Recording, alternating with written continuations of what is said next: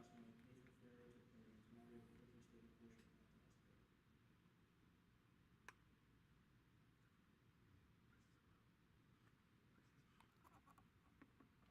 Good morning. We have arrived at the portion of the debate where each candidate will give their opening statement. Each candidate will be allotted 3 minutes. Mrs. Smail, you have 3 minutes. I want to thank the students of the Armstrong High School AP Government and Politics class for organizing and hosting this debate. I also want to thank everyone here tonight for attending. I was born in 1963, the second of 6 children. My father was a carpenter and my mother a factory worker. Money was tight. We made our own clothes, canned from our own garden, and butchered our own pigs and cows.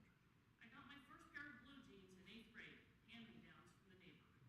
I did well in school, graduating in the top 10% of my class. I was secretary of the Future Farmers of America for all 4 years of high school, as well as a member of the National Honor Society. Shortly after high school, I joined the Marine Corps. During boot camp, I was quickly promoted to squad leader, then platoon leader. I was meritoriously promoted to PFC out of boot camp. I was also meritoriously promoted to Lance Corporal upon graduation from Specialty Training School. I served a total of 6 years in the Marines and, to this day, remain a proud Marine Corps veteran. I was a Pennsylvania State Trooper for 9 years. After starting a family, I decided to become a full-time stay-at-home mother, homeschooling my children for 2 years. I have been married for 31 years and my children are now adults with families of their own. I guess that means I'm retired. A friend once told me that he was busier during retirement than when he worked full-time. At the time I thought, yeah, right. I now understand exactly what he meant. I have since taken on many volunteer positions. I have been a certified Penn State Master Gardener. I belong to a local bee club and the Armstrong County Farm Bureau.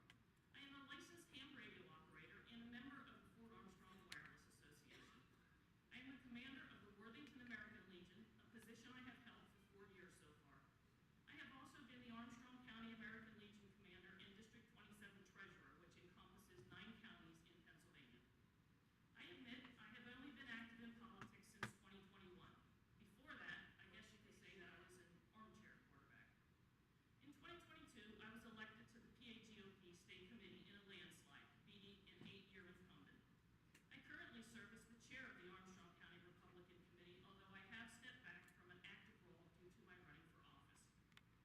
2 things happened that caused me to decide to get off the couch: the COVID-19 pandemic and the 2020 election. The bottom. The government's response to each of these was to bulldoze over many of our constitutional rights. Since starting down this path, a common question I am asked is why? I don't want to look back in 10 years and think I wish I would have done something then. I am not looking for another career. I want to help our country return to the republic that our founding fathers envisioned 250 years ago. Period. Thank you. Mr. Kennemuth, you have 3 minutes. I'd like to thank the Armstrong School District as well as the students here tonight and their faculty who put this on. I think it's great that we're doing something like this with students in this area. I was born and raised in Red Bank Township, Clarion County. A lot of things that I've heard since our previous discussion with the electorate at the EYT Media Group Forum was that people are tired of not being heard. They're tired of not having people stand up for them. They need a strong leader. They need somebody who's well-versed, commanding, and can take on these issues that matter to them. And the array of issues that you hear walking across our district, driving across our district, is just unimaginable. I stand for Pennsylvania coal, oil, natural gas. I stand for our firefighters, our EMS providers, and our police officers. I believe that government should, in its most highest levels, and all the way down to municipal governments, keep the roads open, provide for infrastructure for the lights to be on, and stay out of the individual's way. Moving forward through this campaign, it's become clear to me that there are going to be parts of politics that I do not enjoy. And I've come to grow to accept them as just a thorn in the side that they are. I don't get negative with people. I think that opposing views are valid. I think that opposing views are important because without an opposition party, we have a dictatorship. The opposition party allows us to discuss the middle ground, which is where a lot of constituents rest. Several people have spoken out to me about my pro-life stance because I've developed a pro-life but stance.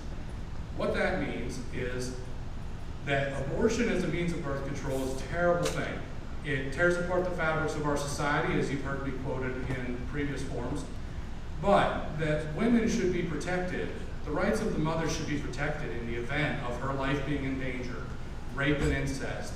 And it's these things that drive us to the middle. There are some places I don't go to the middle. I don't go to the middle on the Second Amendment. I stay to the far right for anti-gun control. Because to me it's personal liberty, personal responsibility, and personal well-being that should be at the root of our government. Sorry, I'm throwing things. With that, I thank again the students for putting this on. I thank the candidates for coming out tonight. I think it's a great thing that we have 4 Republicans running because we're just building party here. And the girls are about to tell me that I'm out of time, so thank you for coming, and I look forward to answering your questions. Thank you.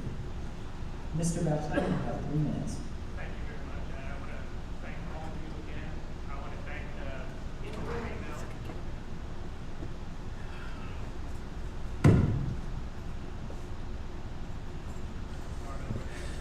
I want to thank everyone that came out tonight.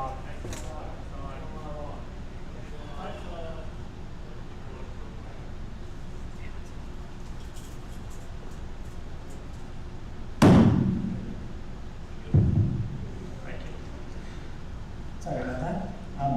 Go ahead, you have 3 minutes, Mr. Bashline. Thank you. There we go. First, like I said, I want to thank everyone for coming. I want to thank you for putting this on. I wish I would have been more involved when I was in high school. I want to thank all the viewers at home that are going to watch this later, and I want to thank my peers on stage for coming and having the willingness to run for office. As we've all learned, and it's not an easy thing to do. So a little bit about myself. My name is Josh Bashline. I live in Clarion Township. I had the honor of moving around the entire state when I was younger. Military father, and both my parents looking for the American dream, went to different opportunities. And my favorite part about when I became an adult, went to college at Edinburgh University and joined the Army, was that I got to choose to come back home where my family has resided since the late 1700s. Growing up, I started working when I was 15, 16 in powdered metal. When I went to college, I used to come home and do contracting work, building houses, putting on roofs to help support myself through college. And then, like I said, I joined the United States Infantry and have been a soldier for 12 years. Switch over to my professional career, why we're all here, why we're running. I wanted to give back to the country that has done so well for me. So I dedicated myself to public service, whether it be volunteering for the cemetery board, traveling across states down to Tennessee to put roofs on for houses when the Nashville tornadoes happened, and then getting involved in politics, working with local, state, and federal officials, candidates alike, to bring our views and what I believe would be best for the people of our area into office. When I got back from my last deployment, I was hired by President Trump's campaign and had the district.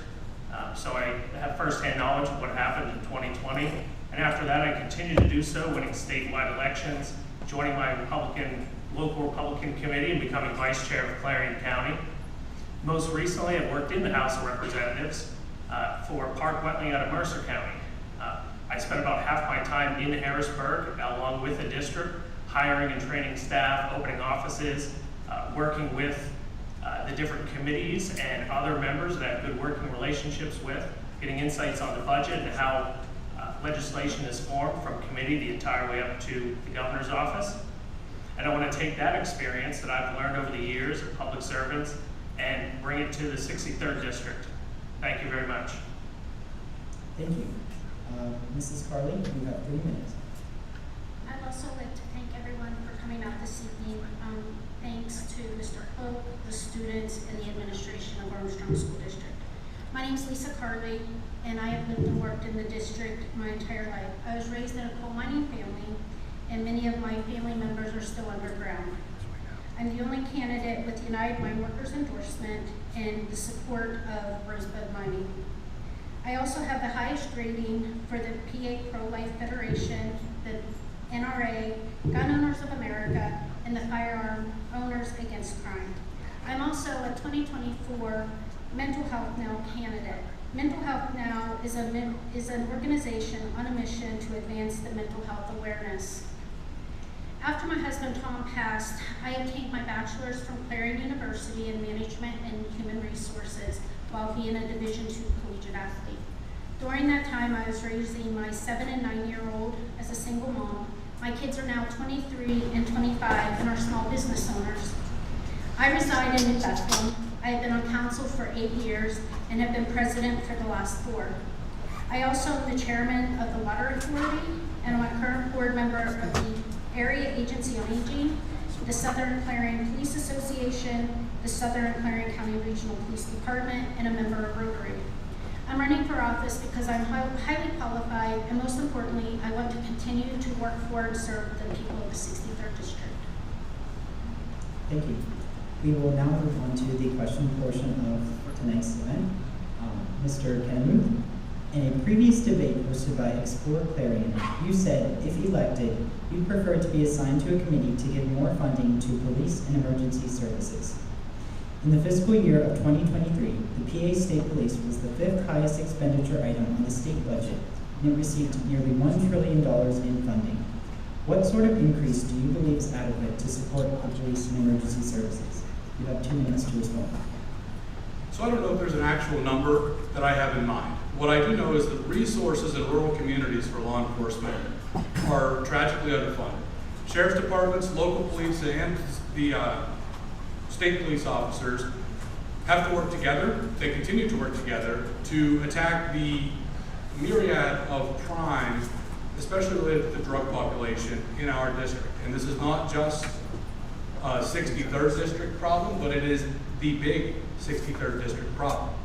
And I think that when it comes, it's going to be the candidate who can speak about drug use and enforcement that is going to be important.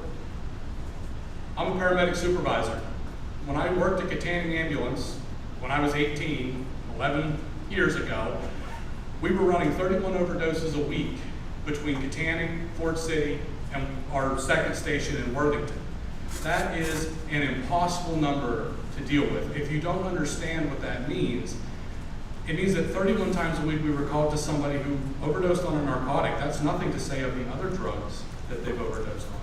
When I say I want an increased funding for crime prevention, I don't think there's a number in sight. It's the government's job, it's their only job to make sure that people obey the law and that the laws are constitutional. When it comes to emergency services, increased funding is definitely needed. Every fire department around gets $15,000 a year from the state, and it's nowhere close to covering their budget or helping. And the other funding that is available just isn't enough. So I don't know that I have a number in mind, but I know that funding needs to be increased for all of these services throughout Clarion and Armstrong counties. And if you lived here, you know that that's the case. Thank you. Thank you. Mr. Bashline, as a reminder, in the fiscal year of 2023, the PA State Police was the 5th highest expenditure item in the state budget, and it received nearly $1 trillion in funding. What are your thoughts on this issue? Do you believe the funding provided to the PA State Police is adequate? Why or why not? You have 2 minutes to respond. Thank you very much. Well, I think funding is almost never adequate when you have increased inflation and things cost more. I am in favor of increasing funding for better training, more recruitment, and not necessarily having a number in mind of this is how much could solve the problem, because you can never solve any problem by throwing money at it. I know certainly one thing I would never do, and I think anyone who says this should not hold office, is defund the police. You can't have good business, safe schools, good communities, being able to go to a restaurant or church if you don't have that, if you don't feel safe in your community. Something that I would want to look for is how we can possibly even create a line item budget by, cutting other expenses, getting away, the pork, frivolous spending, so we can focus on the things that matter, like our police. Thank you. Thank you. Mrs. Kerle, as a reminder, in the fiscal year of 2023, the PA State Police was the 5th highest expenditure item on the state budget, and it received nearly $1 trillion in funding. What are your thoughts on this issue? Do you believe the funding provided to the PA State Police is adequate? Why or why not? You have 2 minutes to respond. I also agree that with inflation, those numbers need to be adjusted. I do know from being in local government with New Buffalo Borough, one of the areas that we looked at because funding was always an issue, we took the opportunity and worked with DCED to form a regional department. By doing so, we were able to open up allocated funds that can be accessed with regional departments rather than just local boroughs. We're one of 35. We work extensively with the state police. When we don't have coverage, they help us, and they have those shortfalls with the force as well.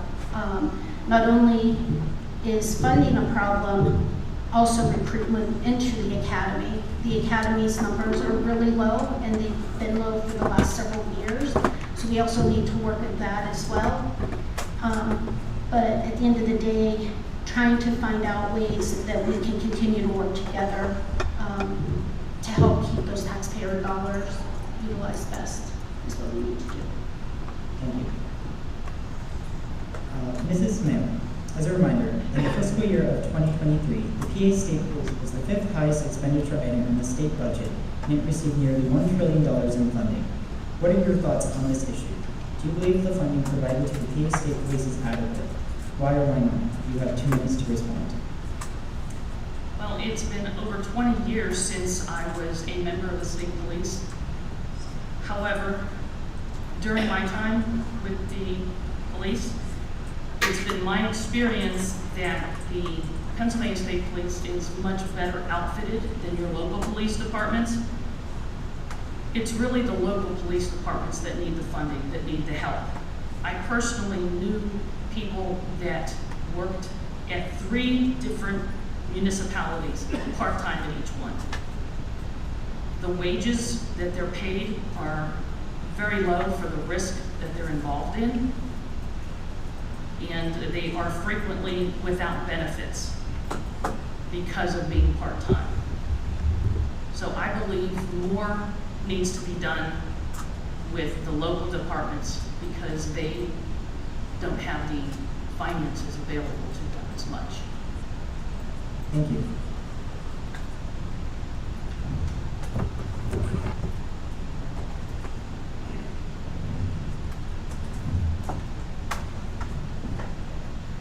Mr. Bashline, what are some things you value most in a political leader, and how do you feel you embody those qualities? You have 2 minutes. Thank you. I think the most important thing you need to have is transparency, honesty, and the willingness to work.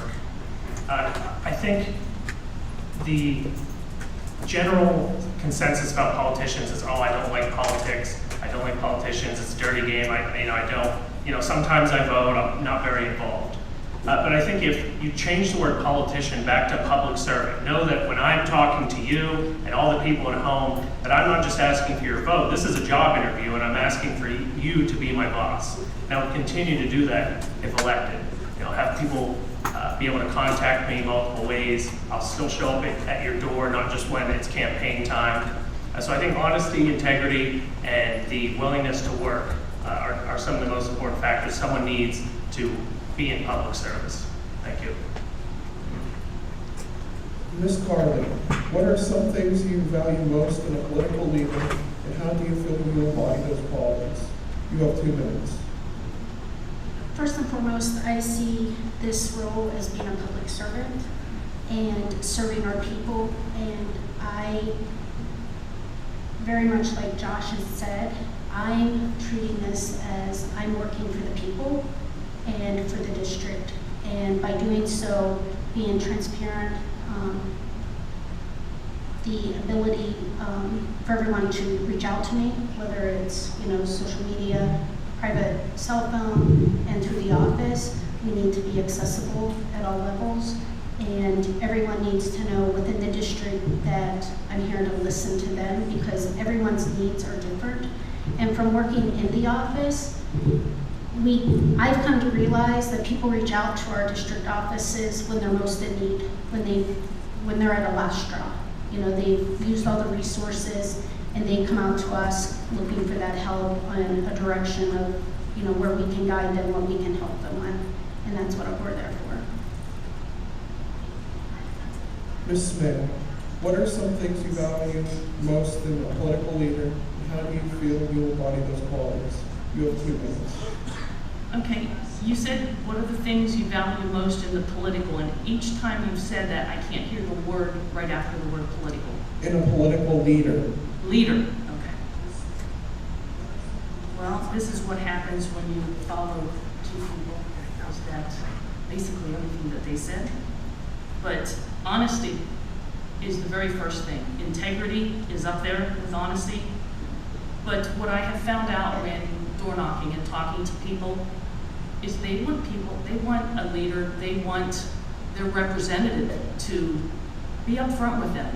Don't sugarcoat it. To have integrity and to have an open mind and a listening ear. That's all. Mr. Kennemuth, what are some things you value most in a political leader, and how do you feel you embody those qualities? You have 2 minutes. Everybody's going to talk, when they talk about a political leader or a public servant, they want somebody who's honest, has integrity, and stands up for them. And what I can tell you is, when I left the oil field and started nursing school, and subsequently after, I became a member of the most trusted profession in the country, year in and year out. And the reason for that is because in my education and in my career, I have had to deal with people who are on their worst day. And they are having the worst day of their life. Their loved one just died. They're seriously ill. They've gotten the worst possible news. Or on their best day, they've gotten great news. And what they want is honesty. And that's why nurses are the most trusted profession in the country. And as a political servant, as a public servant, I can't think of a better embodiment of what you want in a political candidate than a registered nurse. So that's why I think that I would be the best candidate, because of those reasons. Thank you. Thank you.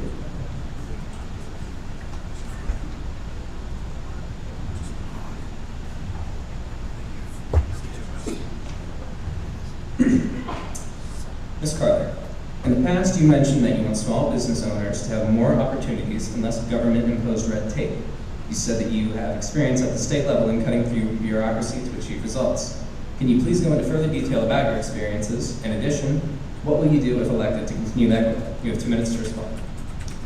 So with my experience working in the 63rd District in the legislative office, we have business owners that reach out to us if they're having difficulties, whether it's with state revenue, possibly professional licensing, those areas, and as well as DEP. When we talk about our coal or gas industries, the amount of permitting that has to be done to accomplish and start businesses is astronomical. And some of those are definitely necessary for safety, things like that, environment, but they just keep piling on more and more reports, and those are not always necessary. And it prevents growth within our small businesses, and we want our district to thrive, and actually the state of Pennsylvania to thrive, and often the red tape through permitting really blocks that. It can be months or even years of getting through that process.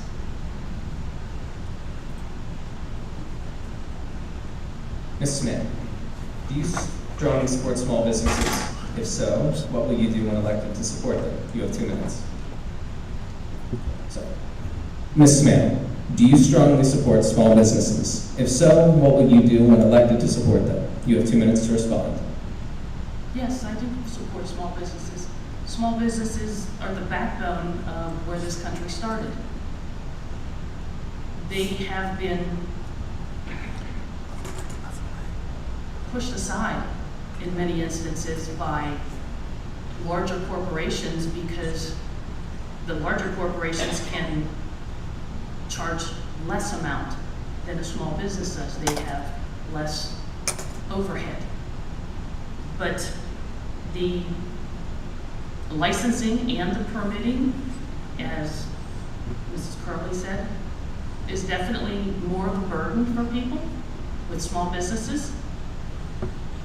That is one of the things that I think needs addressed, is what the bureaucracy in any government, especially in Harrisburg, we need to look at how many regulations are actually necessary, go through the individual ones to see if they are appropriate.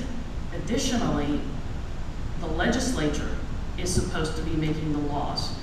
In actuality, regulations are much like laws. So we need to consider whether or not the regulators need to be consulting and speaking with the legislators to have them be enacted into laws instead of regulations.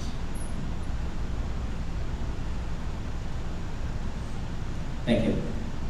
Mr. Kennemuth, do you strongly support small businesses? If so, what will you do when elected to support them? You have 2 minutes to respond. Yes, I support small businesses. As I said in the previous forum, I think my parents ran a small business out of the office in our home for 8 years, doing payroll, invoices, and everything after their normal workday. So I think that the bigger issue is that there's no real presence of support for small businesses from the state. We have ample opportunity. The Small Business Development Center at Penn West Clarion, formerly Clarion University, is a good step in the right direction and needs expanded on. Our local economic development, our chambers of commerces, these are people we need to listen to, people that aren't being listened to. They're being shut out, they're being ignored because they don't have the money to endorse politicians. They don't have the money to attack, naysayers. They want somebody, and this is not an attack on anybody out here, this is an attack on our current government. Because the way that the government works is pay to play, and small business owners can't afford to do that. So they need a representative who will stand on the floor of the House of Representatives in Harrisburg and say, enough is enough. Let's help the small business owners, and let's work to make it easier just a little bit. Everything just needs to be a little bit easier. And I think that small business owners would agree that they need deregulation, they need taxes reduced, and they need additional assistance in getting started, because a lot of people have a good small business idea that goes nowhere because they don't have small business savvy. They need some help with that. So I would increase those areas to help small businesses flourish. Thank you. Mr. Bashline, do you strongly support small businesses? If so, what will you do when elected to support them? You have 2 minutes to respond. Yes, absolutely. Absolutely support small businesses. I was talking with a possible future constituent the other day, and he said, in his business, he said, I feel like the government's attacking me. I feel like they're trying to drive me out of business. And I answered him honestly, and I said, sometimes they are. When it comes to the mega corporations and the ones that can donate and lobby, sometimes a small business owner is not given a fair chance. We need to make Pennsylvania a level playing field so we stop losing out to states like Ohio. We need to cut the red tape, cut down the regulations, and increase access to things that help people get started. In my time in the district office this last year, I remember helping people get their licenses. An agricultural greenhouse and a new tattoo parlor, and the looks on their face when they knew that they could make their own living and be their own boss was priceless. And I'm proud to announce that as the only candidate on the stage endorsed by NFIB, the National Federation of Independent Businesses, which is the largest advocacy group for small business in the country, I would continue working with them and the current members of the House to cut the regulations and pass legislation that makes it easier to do business in Pennsylvania.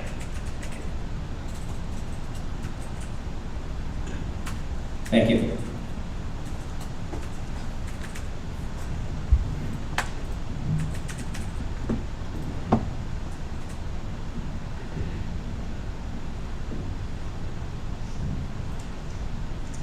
Ms. Smail, based on the responses of all candidates in a previous debate hosted by Explore Clarion, most, if not all, of your stances on policy issues are remarkably similar. In your opinion, what sets you apart from the three other candidates? You have 2 minutes to respond. What sets me apart from the other candidates is I have lived much longer. I have longer life experience. I have over 40 years of life experience. I came from a very unfortunate upbringing. We didn't have money. And I learned, I used my mind and had to work for things.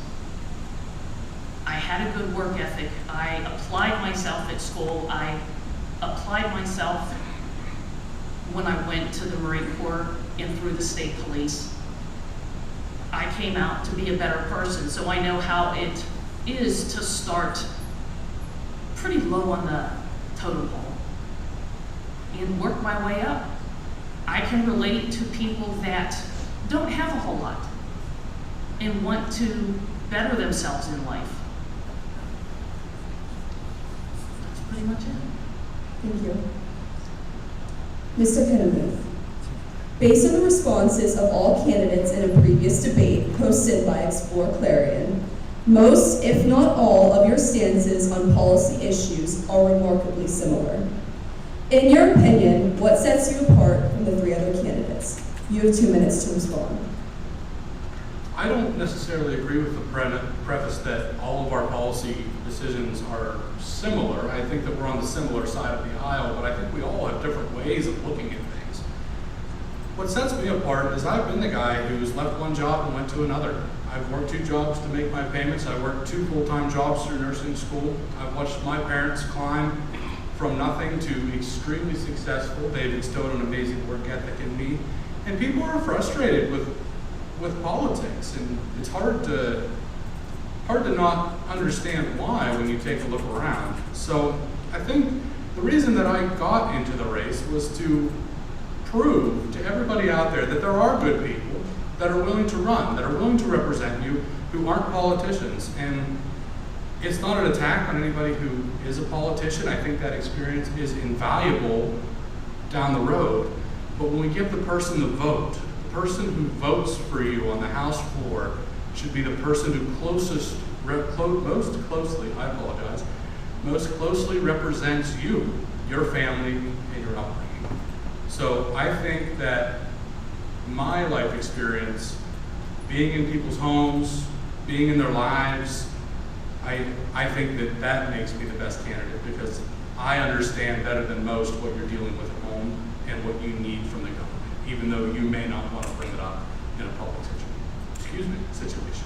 Thank you.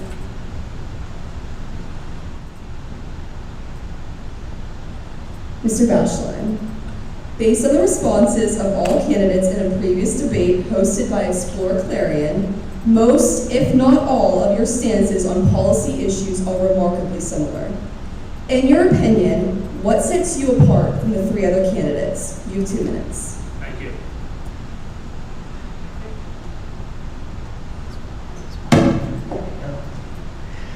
I think also coming from humble beginnings, and in my opening I talked about working at a young age, putting myself through college and joining the military, following the steps of my father and every generation of my family since the Revolution.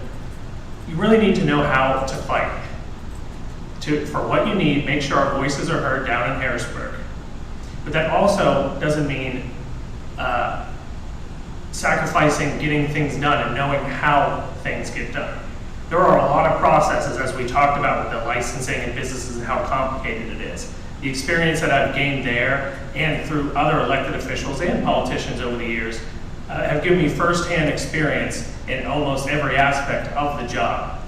So being able to go there day one and continue the working relationships I have with many of the members that serve there today, I'd really be ahead of the game and be able to look at what we need in the district and make sure we're not forgotten. Thank you. Mr. Bashline, as a follow-up, what is the most essential qualification for an elected official in your opinion? Well, we kind of went over this a little bit with what I look for in an elected official and how I think I have those values. I think the number one thing is hard work. We need to know that a politician does not just show up in, looking nice and work a couple days out of the year. We need to understand that this is a full-time job if you're doing it correctly.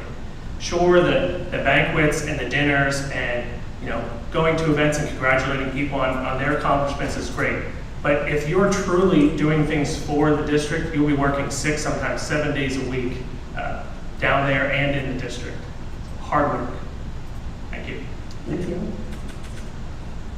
Ms. Kerle, based on the responses of all candidates in a previous debate hosted by Explore Clarion, most, if not all, of your stances on policy issues are remarkably similar. In your opinion, what sets you apart from the 3 other candidates? You have 2 minutes to respond. So first, as all of us, I think all of us here on stage, been brought up in a very hardworking families with good work ethic, and my parents had instilled that in me young as well. I worked through high school and then later in life transitioning from different positions to keep bettering myself. I didn't have the opportunity to go to college right out of high school, but then after my husband passed, I was able to do that, but it took a lot of determination and hard work as a single mom to do so. I spent countless hours through the night doing homework so I could be a mom during the day. And then just life experience. We're all living it. Darlene and I, we have a little more than the other 2 candidates, but they also have their own experiences, so I don't want to discredit that. I was a small business owner with my late husband. We understand the work that goes into that and what our constituents are trying to deal with there.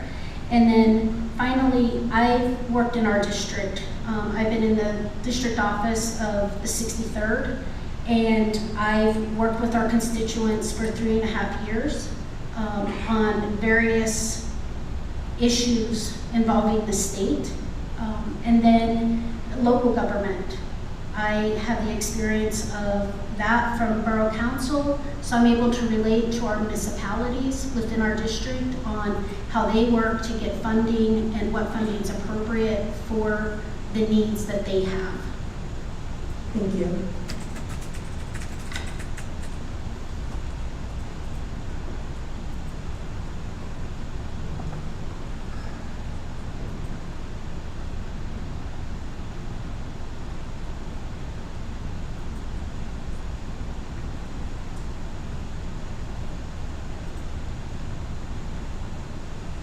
Mr. Kennemuth, in your press release featured in an article from Explore Clarion, you said, with our local fire and EMS coverage rapidly declining and services dwindling, I am ready to bring this pressing issue to the foreground. You have also identified yourself as a paramedic, nurse, and firefighter. If those professions, as you said, are declining in our area, why are you leaving that field to work in politics? Do you believe you are needed more as a politician than as a paramedic, nurse, or firefighter? You have 2 minutes to respond. I don't intend on stopping doing anything that I'm doing now if I win. I have work scheduled Monday after the election. I start vacation next week. I've been working throughout this entire campaign. What I think is important is that somebody at the state level understand truly the staffing crisis, because it's hard to see if you're not living it.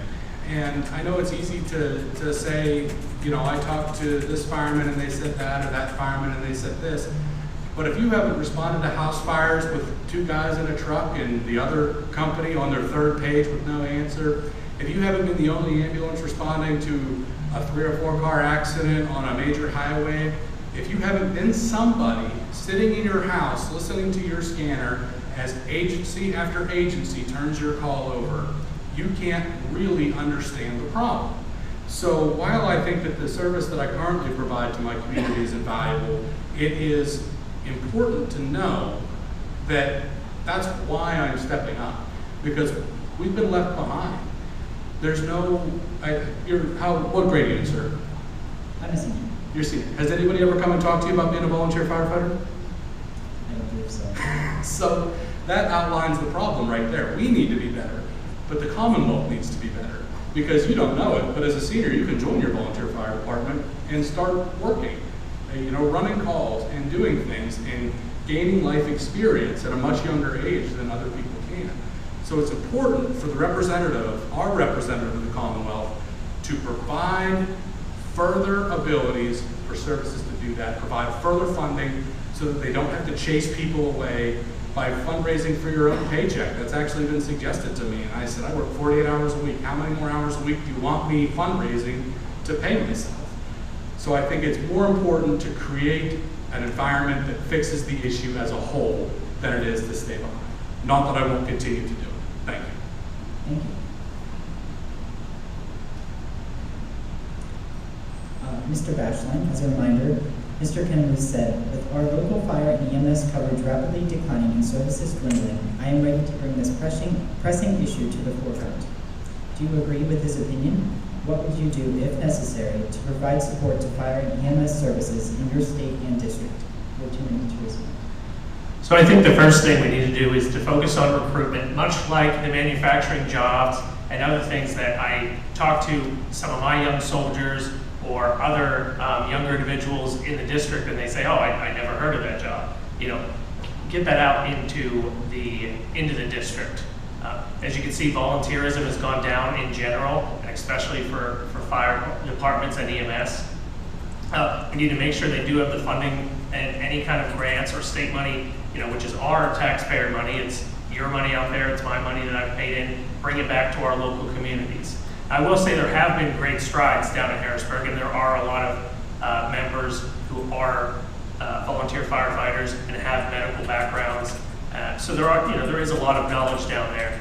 I do think there needs to be more done. We're focusing on increasing volunteerism, increasing in general the amount of money available, and that also includes just increasing the tax base in general in the district. Because if there's more people working, better jobs, we'll have more money, much like I said with the police, to fund these vital programs that are important to us. Thank you. Ms. Kerle, as a reminder, Mr. Kennemuth said, with our local fire and EMS coverage rapidly declining and services dwindling, I am ready to bring this pressing issue to the forefront.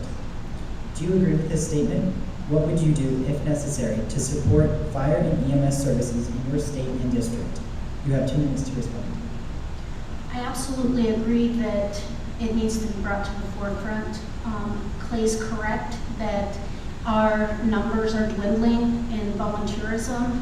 That's not just, unfortunately, across EMS, fire, and police. It's in daily happenings, whether it's local government. It's wonderful that we do have the 4 candidates here because people are not getting involved. We need to teach our young students and our families that giving back and being part of society is important. I had brought up in the Explore Clearing, and I ran out of time because it's one of these subjects that we can spend all evening on. However, there's a couple technical schools that I had done some research on last semester in my master's program that, as Clay asked you if you had been introduced as far as fire, Connellsville and Huntington, they actually provide, it's almost like extracurricular classes from what I did on my research or understood it, that the students taking their classes can also take elective classes in fire, EMS, and police services, so that when they turn 18, they're able to go out and become an active firefighter with the certifications that they obtain, or they can go into the Act 120 school. And we need to be able to provide that funding within our school districts to start getting our kids involved in that as well. Thank you. Thank you. Ms. Smail, as a reminder, Mr. Kennemuth said, with our local fire and EMS coverage rapidly declining and services dwindling, I am ready to bring this pressing issue to the foreground. Do you agree with this statement? What would you do, if necessary, to provide support to fire and EMS services in your state and district? You have 2 minutes to respond. Well, I do want to mention that Clay is very knowledgeable. Not only that, he's very passionate. I respect his input. As far as what I would do, we need to address not only the need for better funding, we need to address the need for more volunteers. One of the ways that we can do that is with working with the schools, like Clay alluded or mentioned, and the students are required to job shadow. That could be something that they would be able to work with.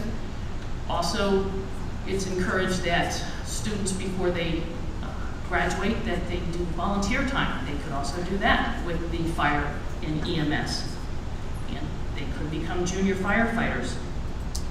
Another thing that can be done is working with more local governments, checking with grants, working together to initiate block grants at a district level.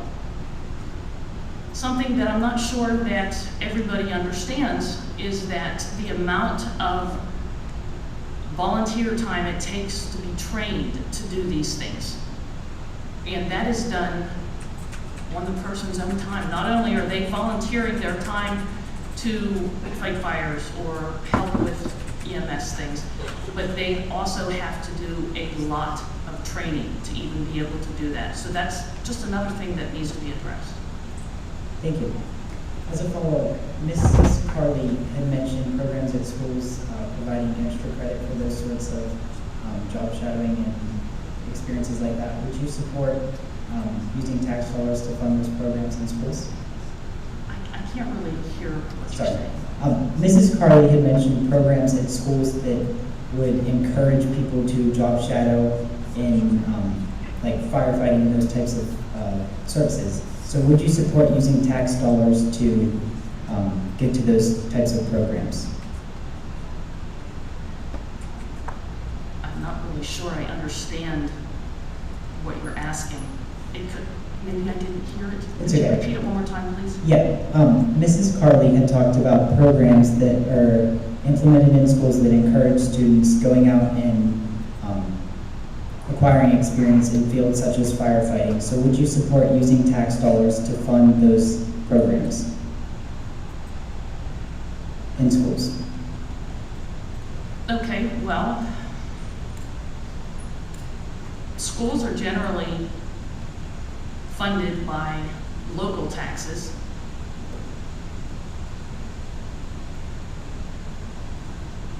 As far as state taxes, I'm not sure what could be done with that. It would be something to consider, but that's all I can say at this point. Thank you.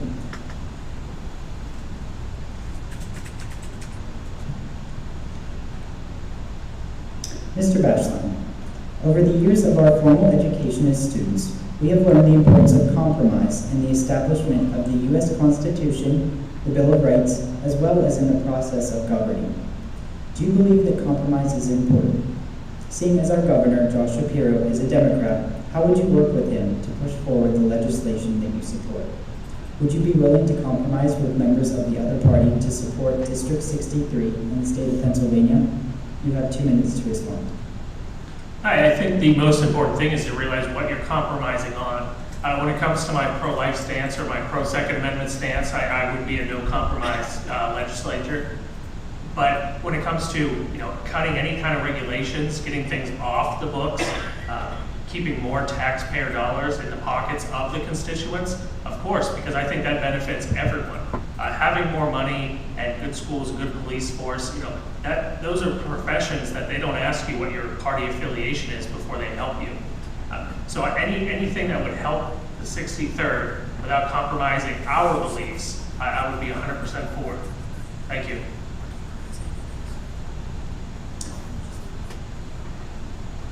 Mrs. Kerle, do you believe compromise is important? Seeing as our governor, Josh Shapiro, is a Democrat, how would you work with him to push forward the legislation that you support? Would you be willing to compromise with members of the other party to support District 63 in the state of Pennsylvania? You have 2 minutes to respond. As Josh stated, I too am highest rating in the pro-life and the NRA. There are the rights that were given in our amendments that it's not a fluid document where I would not be willing to compromise on those rights that were given. However, in our appropriation lines, there's spending that can be cut, and those are the areas that we need to be willing to give and take on to reduce the taxpayers' burden on that. Thank you. Ms. Smail, do you believe that compromise is important? Seeing as our governor, Josh Shapiro, is a Democrat, how would you work with him to push forward the legislation that you support? Would you be willing to compromise with members of the other party to support District 63 and the state of Pennsylvania? You have 2 minutes to respond. I view compromise in two different ways. Compromising with members of the other party is trying to find something that you can both agree on that might not give all of the advantage to one party versus the other. But compromise can also mean giving up on something that you hold dear in such that the Constitution and Bill of Rights, okay, are God-given rights, I will not compromise on. Those are things that as a person, as a legislature, that we should not even consider compromising on those. But when it comes to working with other legislators, then let's have discourse, let's have debate, discuss things. I am not in favor of taking hardline stances and refusing to discuss things. So that is a start, because it has been lacking recently across the board. Thank you. Mr. Kennemuth, do you believe that compromise is important? Seeing as our governor, Josh Shapiro, is a Democrat, how would you work with him to push forward the legislation that you support? Would you be willing to compromise with members of the other party to support District 63 in the state of Pennsylvania? You have 2 minutes to respond. So I'm on record as saying that I value opposing opinions because it allows me a better chance to establish my opinion and to understand the other side. There are areas, much of the areas of government, where compromise is essential. There are no compromise areas. My no compromise area is I don't make pledges that aren't good for our district. I would not compromise on something that was bad for our district. And that's the big thing. When you're talking about stances on anything, when you're talking about endorsements, when you're talking about pledges, I pledge not to compromise what's best for my constituents, all 67,000 of them, because that's what I'm being elected to do, and that's what's important. So I would not compromise on anything bad for our district, and I would on anything good. Let's make some good stuff happen, work with the other party. The opposition is there. Well, in the House, we're currently the opposition party, but we're there to work together in government. And so compromises will be made, but I will not compromise on the values of our district. Thank you.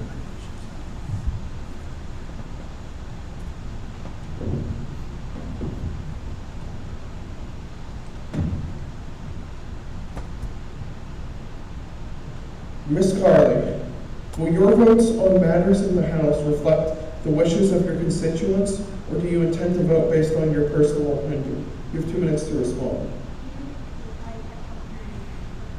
Will your votes on the matters in the House reflect the wishes of your constituents, or do you intend to vote based on your personal opinion? You have 2 minutes to respond.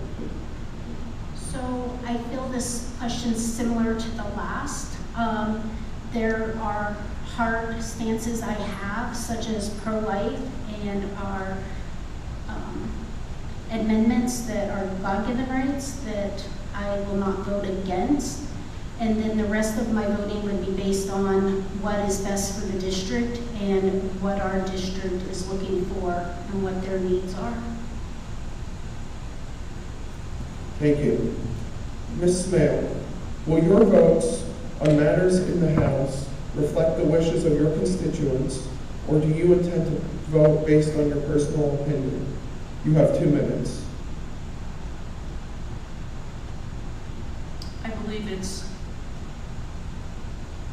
both at different points.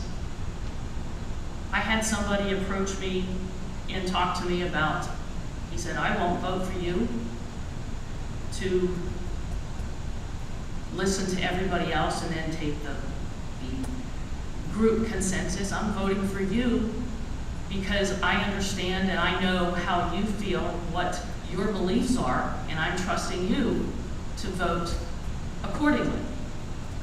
But generally, I do believe it is important to listen to your constituents, to get input on their thoughts on specific matters, because I can't stand up here and tell you that I know everything. I know what's best for everybody. That takes input, and that's where the best opportunity for me to understand what is going on with the constituents is communication. And that's why I intend on being as available as I can with different town halls or meetings, so that I am welcoming and available, so that if people want to talk to me or even discuss upcoming legislation. So I think it's a combination of both. Thank you. Mr. Kennemuth, will your votes on matters in the House reflect the wishes of your constituents, or do you intend to vote based on your personal opinion? You have 2 minutes. I think it's a little bit of both. When people go into the ballot box and cast their vote for you, politically speaking, it's the thing that sets us apart as a nation. And it's important for people to remember that we're not a democracy, we're a democratic republic. We elect the people who make the choices. So I think that people are going to listen, no matter who is elected, we're all going to listen to our constituency. It's important to you, it's important to us. That's my motto anyhow. I care about what you care about. So there are hard lines, there are Second Amendment lines, there are pro-life lines, there are all sorts of beliefs that if I've met you out in the trail or you've heard me speak, you know that I hold. And I think it's important to know that it's easy to talk to the constituency. It's easy to hear people's opinions. The important thing is to listen to what they're saying, because so often loud outshout the many. You can have 500 people in favor of something and 25 people not in favor of it, and those 25 people can sometimes outshout, outspend, outbuy the true majority. And so I think it's important for you to vote for somebody who will listen to you, but that you share values with, because you know that they're going to do what you want without you having to ask them. I think that's the most important thing when you're voting for somebody. Thank you. Mr. Bashline, will your votes on matters in the House reflect the wishes of your constituents, or do you intend to vote based on your personal opinion? You have 2 minutes. I'm a great current member of the House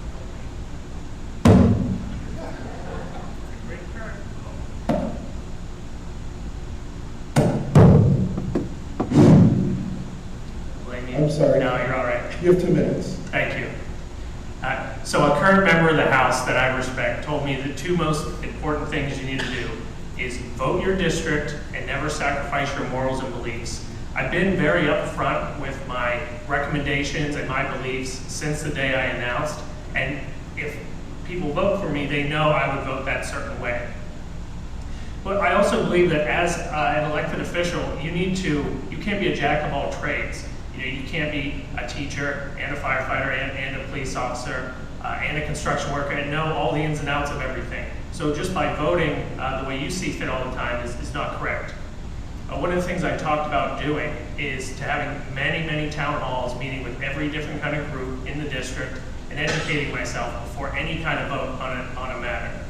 Now there might be a vote too that just comes up that might require a hard choice. And I think sometimes as a leader, you just need to make that hard choice. As I think everyone in the district might not agree with every single one of my votes, but they would have access to me and a full explanation on why I felt that way. And in the House as well, because I've signed no pledges, joined any advocacy groups or caucuses, I won't be tied to vote any certain way. I'll be able to vote with the district and have the freedom to talk and vote the way you want me to. Thank you.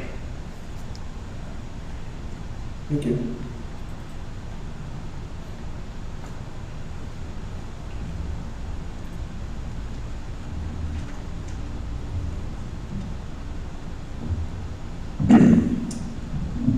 Ms. Smail, you have described yourself as pro-family in the past. What does this mean to you? What types of legislation would you introduce or vote for to support families? You have 2 minutes to respond.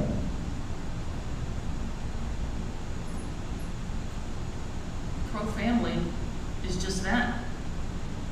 The nuclear family is the basis of what this country was started on, born on.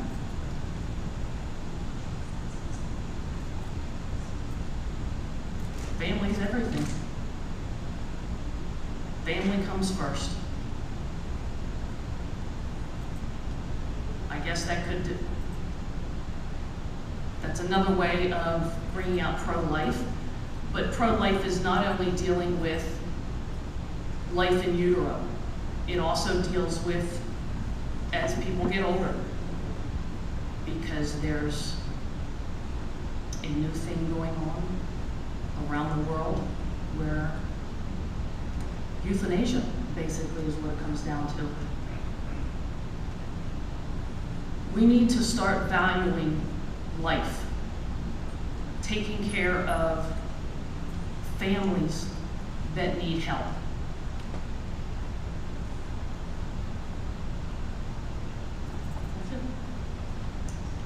To follow up, do you have any specific ideas? I mean, showing support to families is very important, but do you have any specific ideas for how we could support families? You have 1 minute to respond.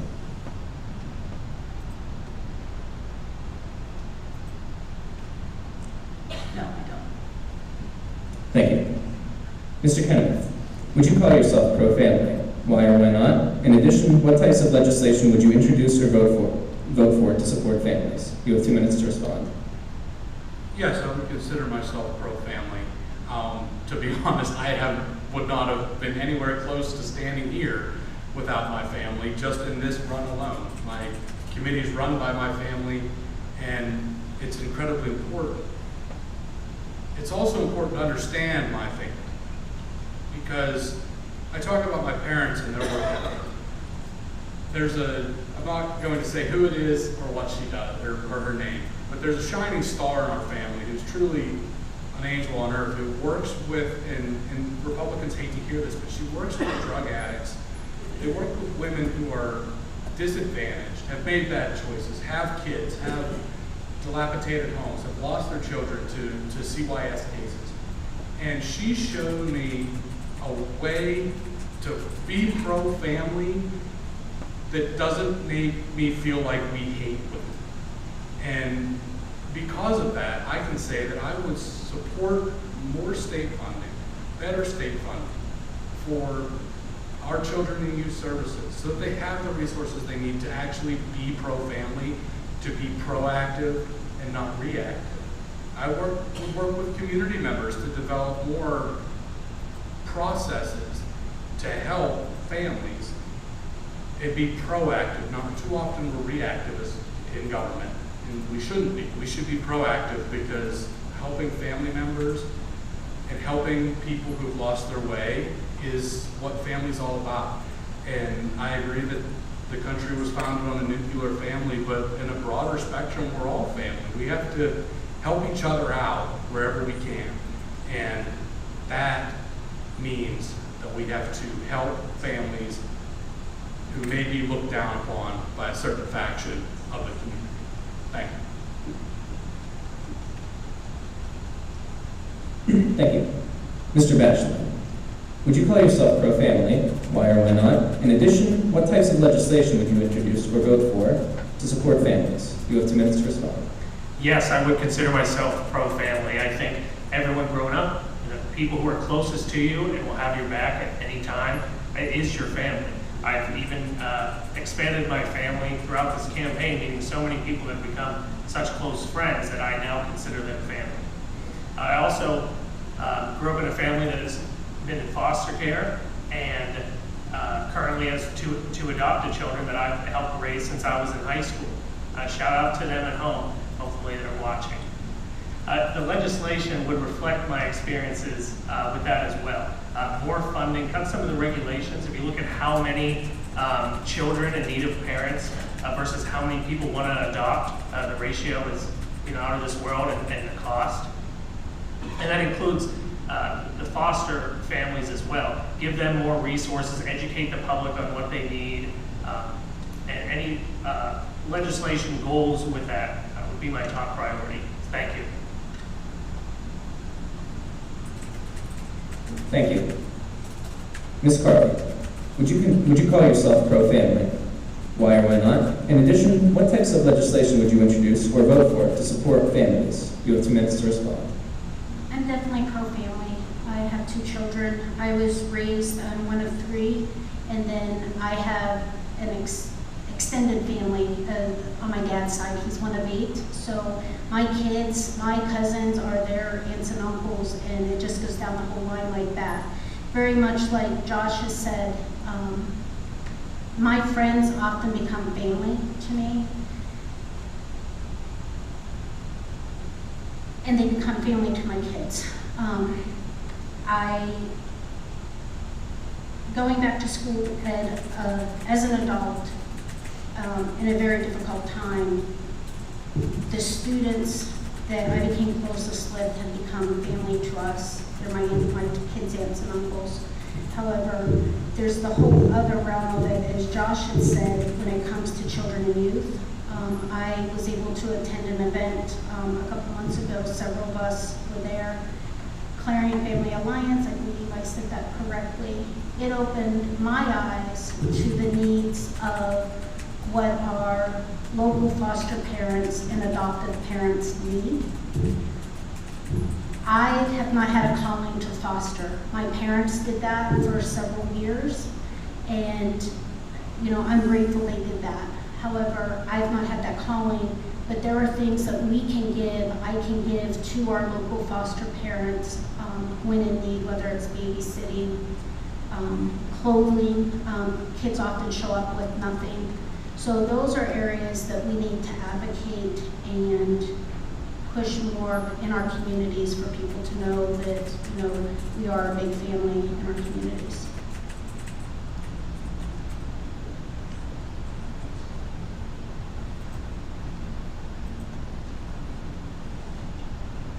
Thank you.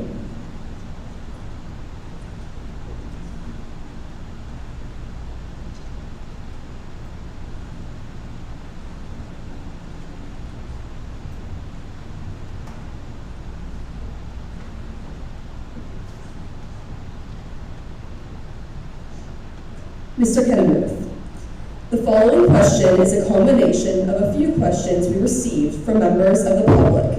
It has 2 parts. First, what ideas do you have to eliminate the use of property taxes to fund Pennsylvania's public schools?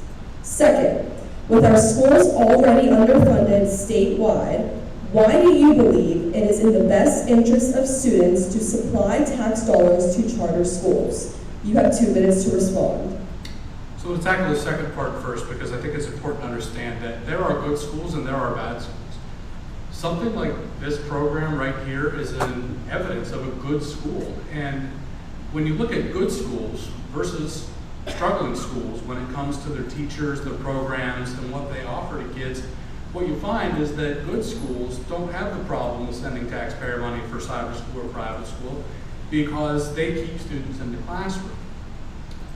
It doesn't matter, to me, I said it in the Explore Clarion Forum, if we all work together and we all put our head together, however many years it takes us to fix education, in every 4 years, a student has gone from 9th grade to 12th grade, and if that's in a failing school system, why should they be trapped?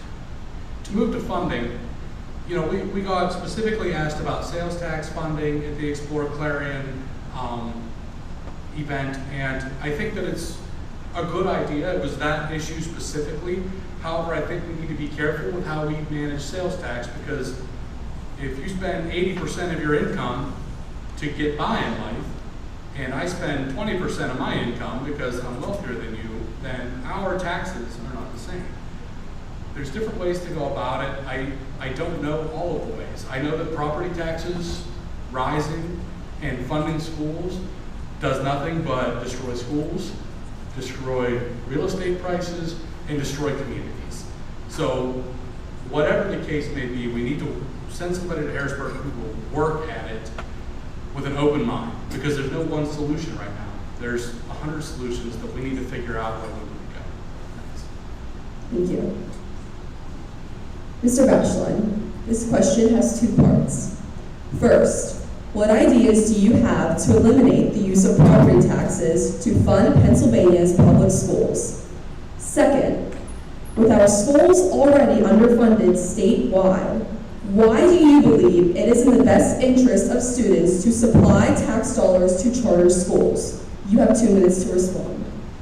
I'll start with the charter school part first. To go back to our last question about pro-family, I'm also pro-parent. I believe they should be able to send their kids where they go to get the best opportunity to live the American dream. And there are schools that are struggling.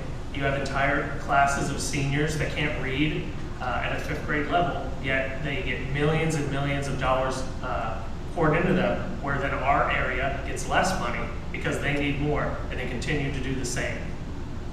I would want funding to go directly to the students, and that includes in schools, such as programs like this, things that go directly to the students. They're being active, they're learning, they're achieving. We also talked about some different things with like introducing them to manufacturing, the fire departments, job shadowing, increase that. When it comes to property tax, I can't say I have the one idea to fix it. You know, I mentioned before, a politician that says I have all the answers is never one you should trust. And I can't say I know better than all 203 right now who have been working on the issue. Now, I do know that there is the property tax rent rebate program. I've filled out hundreds of them for constituents. There are certain levels of disability, specifically with veterans. I think you can increase that on age. Once you reach a certain age and most of your Social Security ends up going to your property taxes, I think that can be taken a look at. But overall, I think the number one thing we can do is increase the tax base by bringing more jobs, because that solves everything. More people, more taxes naturally. Thank you. Thank you. Ms. Kerle, this question has two parts. First, what ideas do you have to eliminate the use of property taxes to fund Pennsylvania's public schools? Second, with our schools already underfunded statewide, why do you believe it is in the best interest of students to supply tax dollars to charter schools? You have 2 minutes to respond. This is probably one of the biggest questions I've been asked over the last couple months on the campaign is about the property tax. We live in a very rural area, and we're an aging district. And not only with our aging, but sometimes someone will come down on hard times, whether it's a job loss or an illness, and their point to me has been, you know, I've purchased my property, I've mortgaged it, I've paid it off, and something happens, but they can just take my property. And that is if they don't pay their taxes. And yes, for the low income and disadvantaged veterans, different things like that, there are the property rent rebates, but that's still not enough.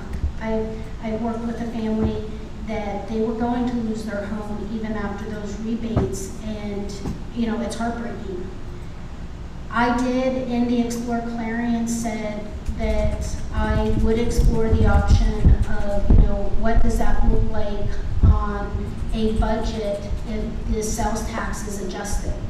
That's an area that I'm willing to compromise and work with 203 members on, is how do we cut spending where it's not necessary and put it to these areas that not only helping our district, but the rural districts and the state of Pennsylvania. We live in an area that, our corridors in and out of has so many people traveling that would contribute to space that are from out of state and driving past their money that would help alleviate our taxpayers' burdens. The second part, the schools and being underfunded, I think we all can agree to that to some extent, that that's an issue. I am for school choice. I believe our parents should be able to make that choice. I made that choice when my kids were entering kindergarten. We have great school districts. Our school district was great. I'm sorry, your time is up. Sorry. Ms. Smail, this question has two parts. First, what ideas do you have to eliminate the use of property taxes in public schools? Second, with our schools already underfunded statewide, why do you believe it is the best interest of the students to supply tax dollars to charter schools? To respond.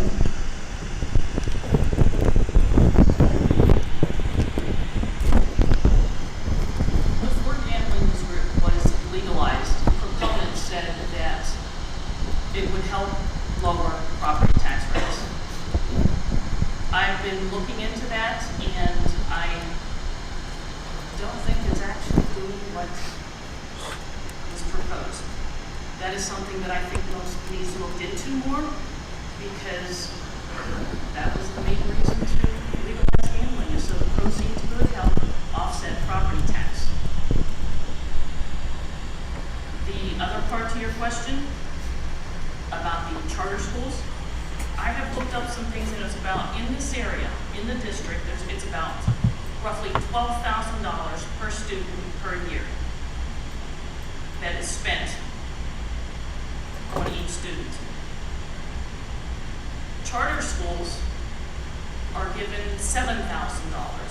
So the money that follows a student for school choice, if that's the way it works, is actually less than what's allotted for each student. So the schools are not necessarily losing the money. The other thing would come back to $12,000. That's a lot of money for each student. But this is one area that I don't have all the answers. I'm not afraid to admit that. But this is one area that will need to have compromise at times. 203 members need to work together on this. It's been an ongoing issue for years and years. It needs addressed, and we need to come to the table, figure it out.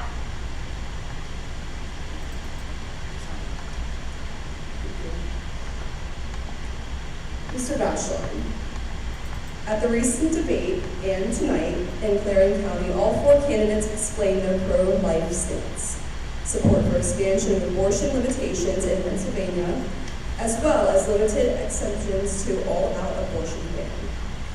How are you or any elected official qualified to determine the qualifications a woman must meet in order to perform an operation on her body? You have 2 minutes to respond. Well, if you're asking about a medical professional, I am not. And there's different decisions made on everyone's body every day by both genders. My stance is I am pro-life. I am not going to tell anyone, oh, I can ban abortion if that's what you want, or vice versa. We do have a mixed type of government. I think the number one thing and the issue is 99% of the conversation is about 1% of the issue. There's always the exceptions, which is the bare minimum. I wish those didn't have to happen. I wish the life of the mother was never in danger, and I wish the other things that happened would never happen. But I'm someone who doesn't want my taxpayer dollars going to someone that uses abortions as birth control. If you look at the statistics on where the clinics are and where the money goes and the people who use them, it is often 3, 4, 5, or more times. And I can never agree with that. Thank you. Thank you. Ms. Kerle, how are you or any elected official qualified to determine the qualifications a woman must meet in order to perform an operation on her body? You have 2 minutes to respond. Likewise, I'm not a medical professional. However, as stated multiple times this evening and previously, I am pro-life. And I don't even remember the arguments that we have on that currently. My goal is to work to reduce that. That, once again, will be compromised. And, that's, I am not medically qualified to determine that. All I can say is that I'm pro-life, and I would wish that my day that's given right now, at least 20 days, was much, much better. Thank you. Ms. Smail, how are you or any elected official qualified to determine the qualifications a woman must meet in order to perform an operation on her body? You have 2 minutes to respond. I think we're looking at this the wrong way. It's not that myself as a legislator would put predetermined qualifications on a woman's decision. We need to look at it from the perspective of, that's a life we're dealing with. Who are we to take that life away? Years ago, when I was pregnant with my first child, the doctor felt that there was a high probability that he had Down syndrome. So I was faced with that very situation. My husband and I decided that it was not our choice to make. Ended up, the doctors were wrong. The child did not have Down syndrome. I am pro-life, and I do not think that abortion should be used for birth control, and I think we're looking at it wrong. We need to be looking at the question of abortion as far as the unborn child, not the mother's rights. Thank you. Mr. Kennemuth, how are you or any elected official qualified to determine the qualifications a woman must meet in order to perform an operation on her body? You have 2 minutes to respond. I agree with Josh that this is like the 5th time we've been asked about abortion in forums because it's a campaign issue. But if you talk to current representatives, they're going to tell you that this is never going to come to a vote. So we're making a decision on something that's never going to pass because too many people are against changing our current laws. That being said, abortion does tear apart the fabric of our society. It does. You're taking a life. There's no way around it. However, I have listed 3 exceptions that I stand firmly behind. And as Josh has pointed out a couple times, and even in our conversations, is that we're talking about less than 1% of abortions, and we're talking about medical decisions that aren't even really determined. These medical decisions should be left to the woman, her husband, her faith leader, if she's not, she's a Christian or pastor, if she's not, whoever she speaks with, and the doctor, because that's what's important. What's important is that we're not enslaving women who have been raped, victims of incest. We're not sentencing women to death who are in danger, and we're not forcing women to carry the term until they're denied agree that Down syndrome is not a qualification.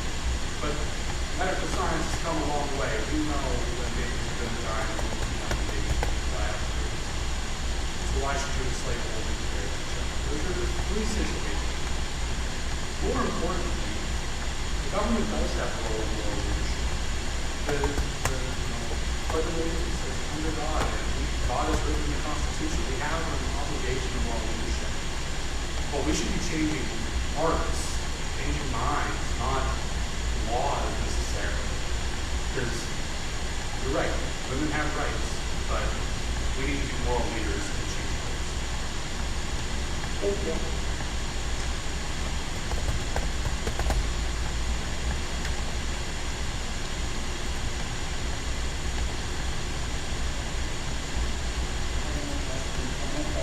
Tonight's debate. One second on more of a positive note. Ms.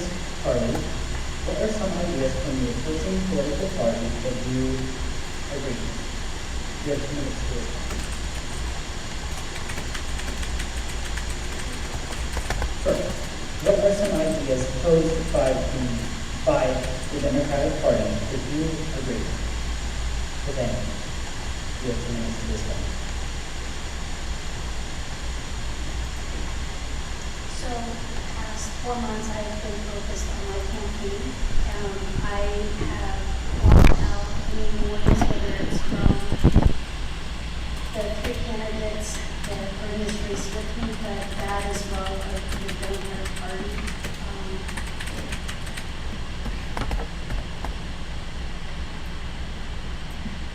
I'm lost for words, I'm sorry. Okay. You know, I can say that I am sure there are things that I agree with them. And like I said, I'm just caught off guard with this question. And that I'm always willing to listen and have a conversation and work with them on their views as well. Other than when it comes down to, like I said, the few things that I am a hard no on compromise. So my apologies. Thank you. Ms. Smail, what are some ideas from the opposing political party that you agree with? You have 2 minutes to respond. I really sympathize with you, Lisa. It took me a few seconds to come up with anything for the same reasons. But actually, nobody's ever called me a tree hugger, but I'm kind of close. Only because I'm very close to nature. I enjoy walking out in the dew with my bare feet. And yes, even in the snow. I like to be in touch with nature.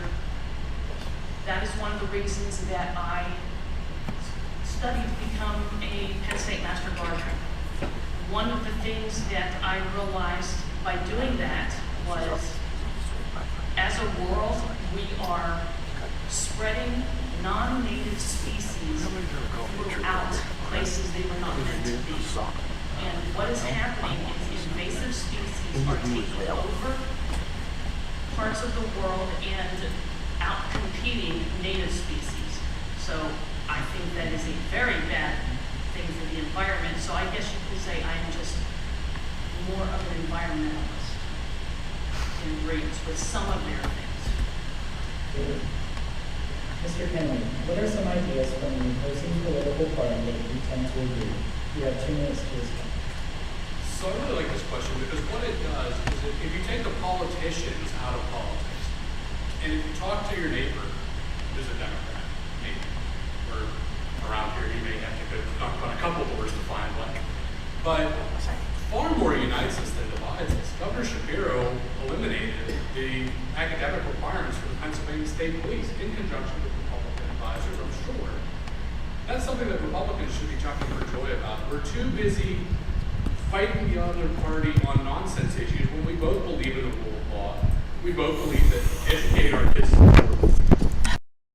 We believe that healthcare is important. We both believe that veterans affairs and benefits are important. We just have slightly different ways of how to get them done. So I think it's more important as we move into the primary season and into the general season, because of what's going on, we're going to hear a lot of party bashing. We're going to hear Democrats this, Republicans that, we're elitists standing on the stage and, because we have suits and ties and they have pantsuits on, we're elitists, we're better than the common man. That's just not true. We're all normal people. We all share values. It's just to what degree. So I share all of those values with Democrats. The rule of law, we share education. We just need to work on getting it done in a way that benefits everyone. Thank you. Mr. Bashline, what are some ideas from the opposing political party that you tend to agree with? You have 2 minutes to respond. First, I'd like to say the majority of all legislation passed in the Pennsylvania House is bipartisan.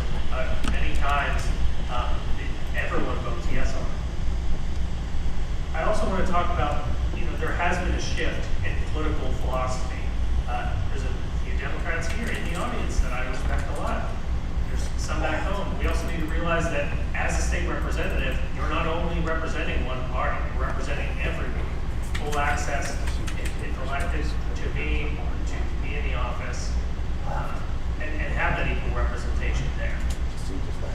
One of the big things I've seen, even over the years since I got to public service, was so many people said, oh, well, I changed parties because of these ideas and shifted. And I think a lot of times the parties take from each other over the years. In our area, the Democrat Party was the working man's party, and now it's transitioned more to the Republican Party. So I know many people in this room, including members of my family, used to be Democrats because that's what their parents were and so on, and they moved over. So I think we all take great ideas, and voting in the House too, with the majority of the legislation being passed is bipartisan. I will be joining in on that as well. Thank you. Thank you.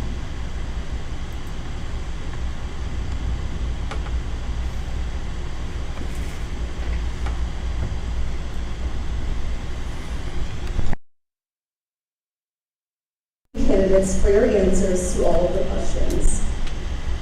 We have arrived at the portion of the debate where each candidate will give their closing statement.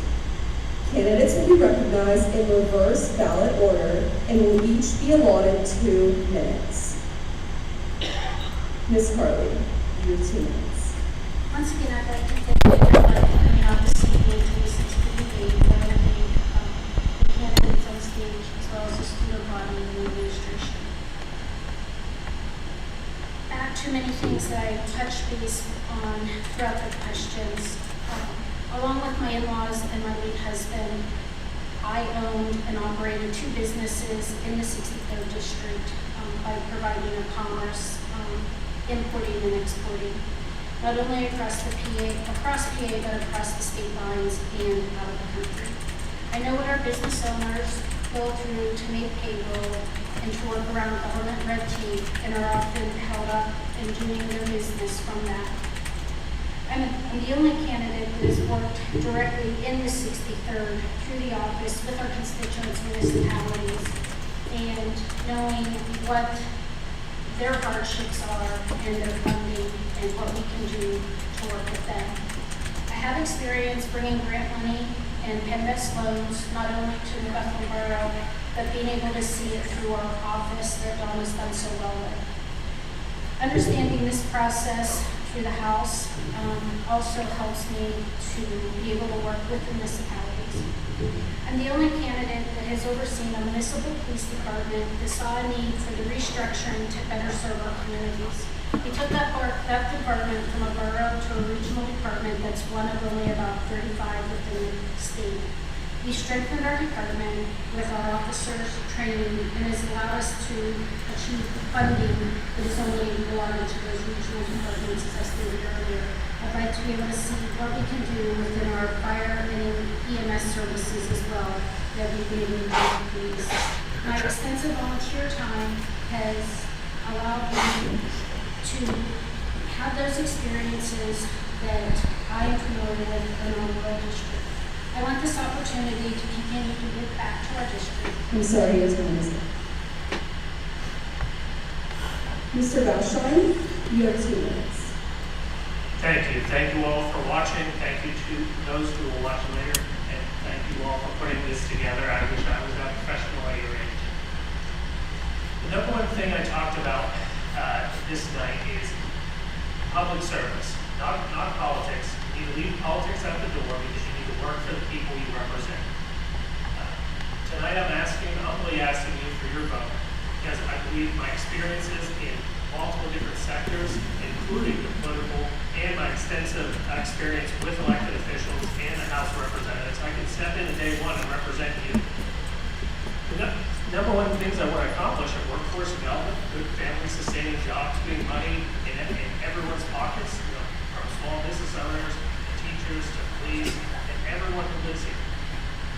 When it comes to my values, I said for pro-life, I have a recommendation from the Pro-Life Federation and Life Pact. When it comes to my Second Amendment stance, I have an A+ rating with the NRA, recommendations by Gun Owners of America and FOAC. Also, I'm the one on the stage with the NFIB's endorsement. Like I mentioned earlier, the number one advocacy group in the country for small businesses. So when you ask yourself, you go home, there's a lot of candidates running, find people, who do I think would do the best?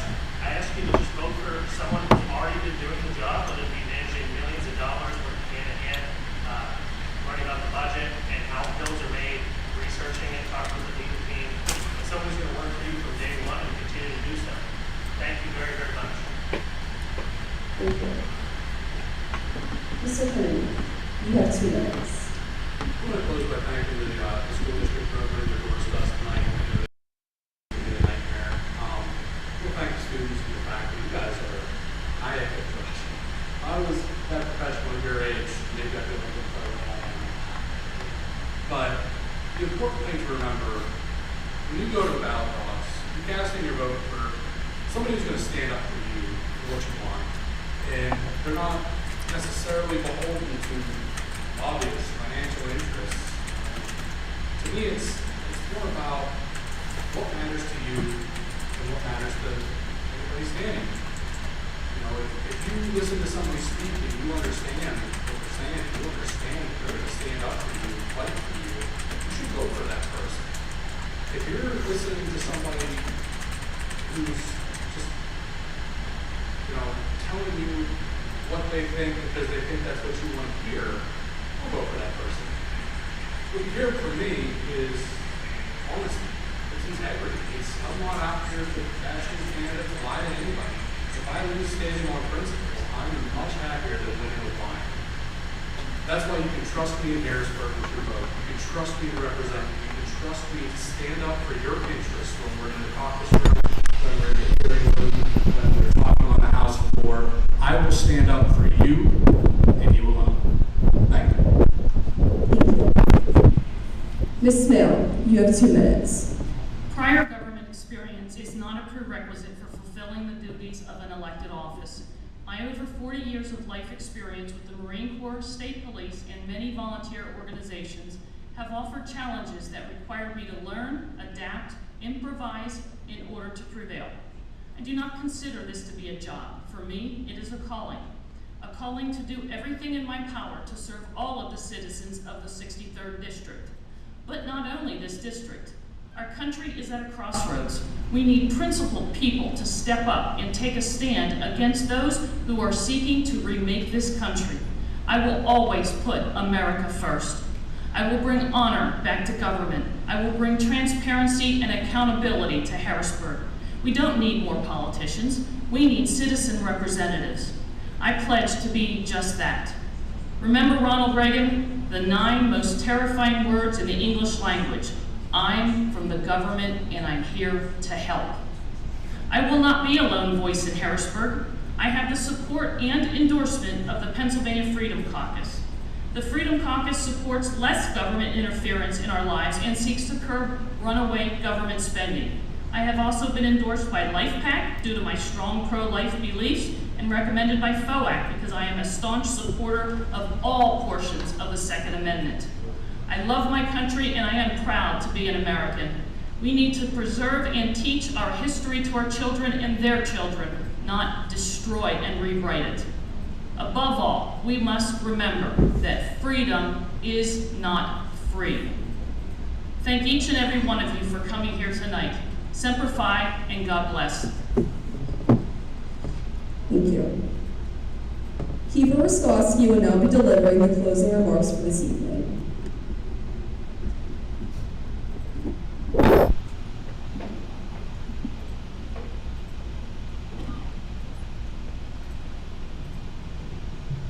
Good evening.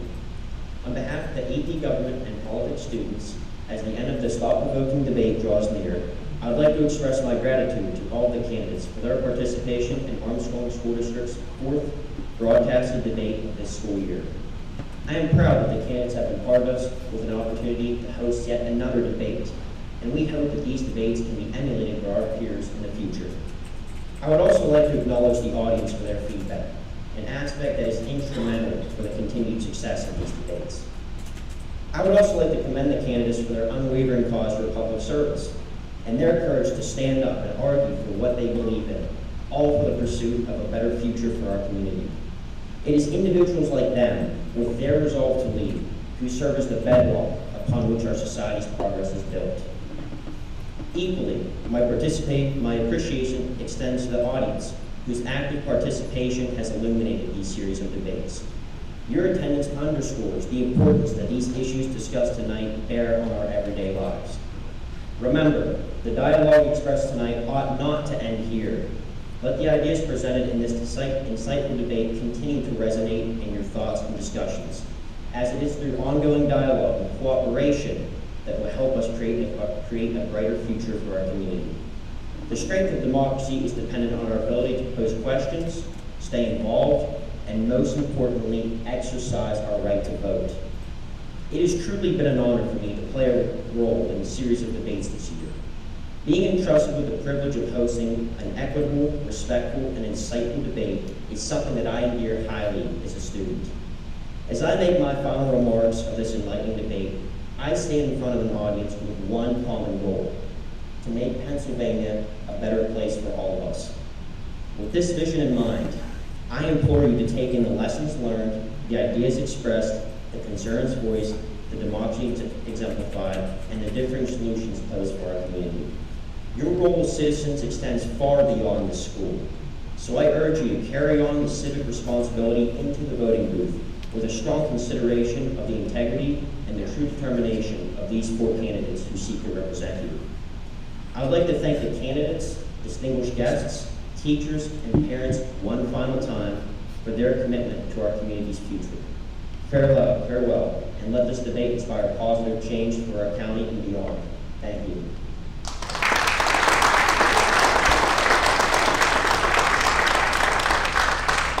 Thank you, Kiefer. Thank you, candidates. My name is Randy Cloak. It is my absolute pleasure, my honor, as frustrating as these students may be on some days. I'm the luckiest man in this building every day for having the opportunity to work with them. Based on my experience with the 7 students enrolled in our AD Government Politics course, our future is in absolutely great hands. So a round of applause for our students once again. Candidates, please stay. Some photographs on the stage before you depart. Thank you again for your cooperation this evening.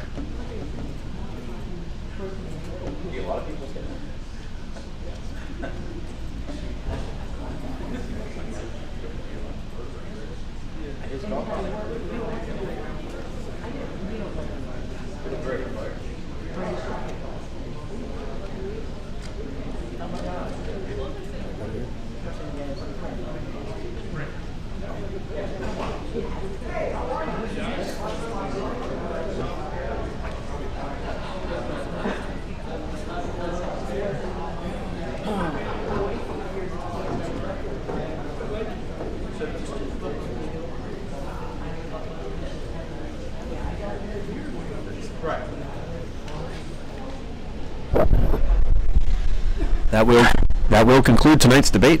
Thank you for attending the High Top Sports Network. Good night.